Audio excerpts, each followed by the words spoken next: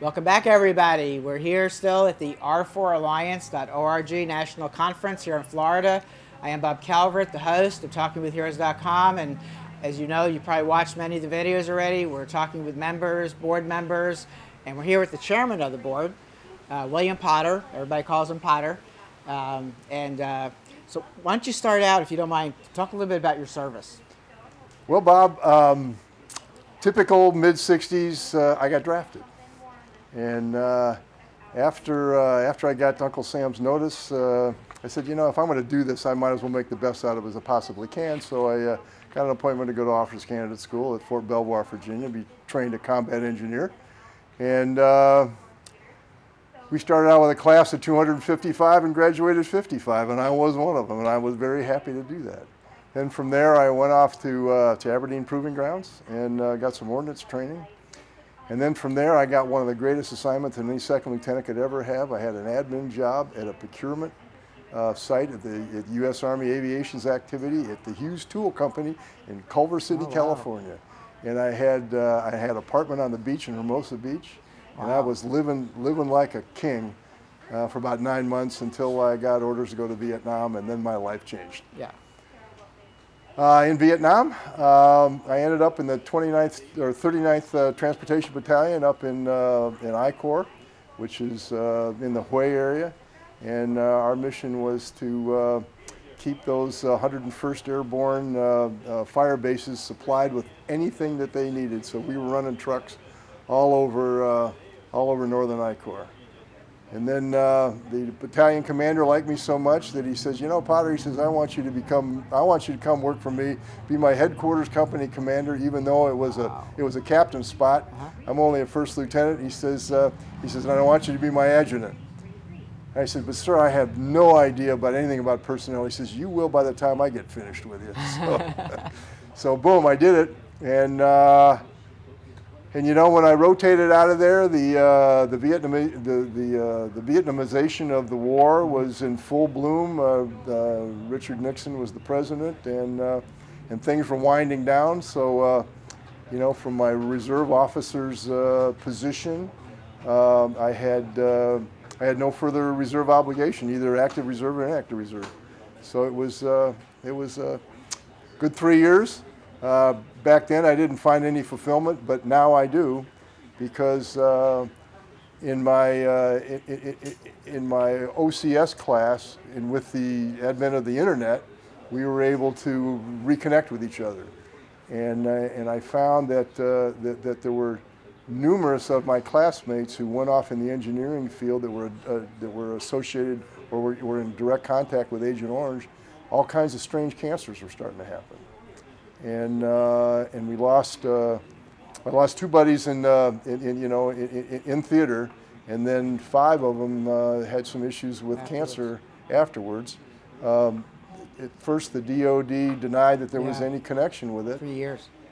Sure, and then science proved that to be not true, and then later on, the VA, they were inundated with the stuff, and the cat was out of the bag. It was just too much for them to handle, so they didn't manage it very well.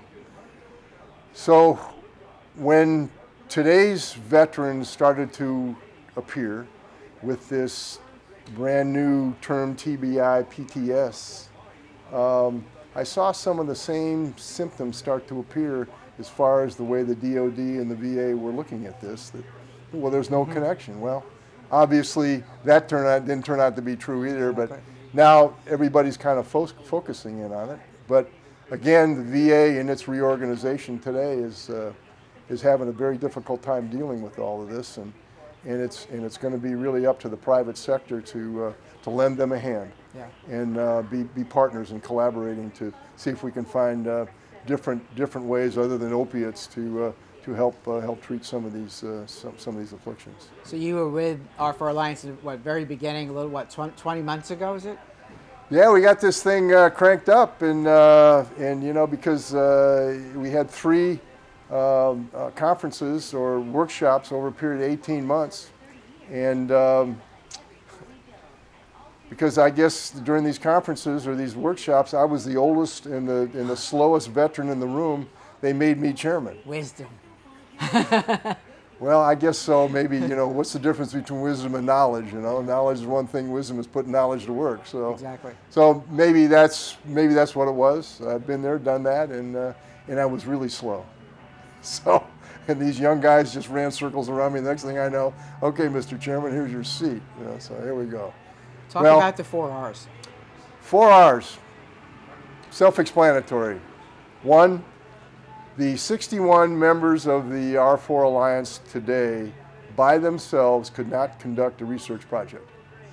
Collaboratively, we can, and it can be meaningful. And once the results are peer-reviewed and published, then it becomes gospel that recreational therapy is efficacious for the treatment of TBI, PTS, and MST. And we're about halfway through that process right now. We anticipate in another 9 months we're going to have some peer-reviewed results. The second R is recreation, because that's what we do. Through this recreation, we can take these kids that have been struggling to find their new normal. We can create some marvelous building blocks where they can create a new life for themselves. And through that, they're going to rehabilitate, which is the third R. And then from that rehabilitation, with their new normal, they can reintegrate in society, because that's where they belong, as a fulfilled member of society. Okay. That's what we're doing. Absolutely. In last year's conference, Jim Dolan had picked me up and brought me there. And this conference is amazing, the difference. There's so many more organizations, so many more people. What do you think about what's happening here? Well, one of our primary goals was to build a pretty big critical mass, what I call it, and that critical mass is starting to take form. What's going to be interesting now is that this critical mass is starting to move. Yeah. And when critical mass starts to move, then it takes a little more management. So it's going to be up to us and the board to figure out how to allocate our resources to where they belong to keep this ball rolling. Yeah. As I was listening today, the term came in my mind about the entire veteran community, the families, the military and their families. Help is on the way. Help is on the way. Yeah. Help is absolutely on the way. And as we get more mature, obviously we're picking up a lot more knowledge. We're growing our network both in the private sector and with the VA and the DoD. And hopefully someday we're going to be able to collaborate to a point where we're going to be able to get some funding out of the government to do what the government should be doing. You have some really pretty big companies on board too now. I don't know we do. How much you want to we talk do. about Yeah. We are very thankful that Northern Trust Bank in Chicago, they were our first big corporate support. They came on board early, and then as a result of that, in a personal relationship I have with some of the hierarchy at the Schultz Family Foundation and at Starbucks, they're on board, and they want to see us to continue in this growth pattern, and in our ability to collaborate with all these marvelous organizations around the country. Great. So why don't you give the website again? Well, it's www.r4alliance.net. .org. And you're right, .org. That's okay. Try that again, www.r4alliance.org. And that'll find more information about the organization than anybody will ever want to see.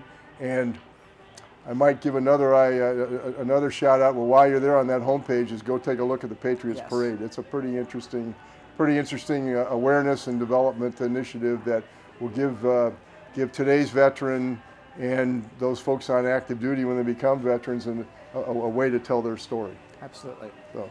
Well, thank you very much. And before we go, would you like to give a shout out to our men and women who are still serving around the world? You bet.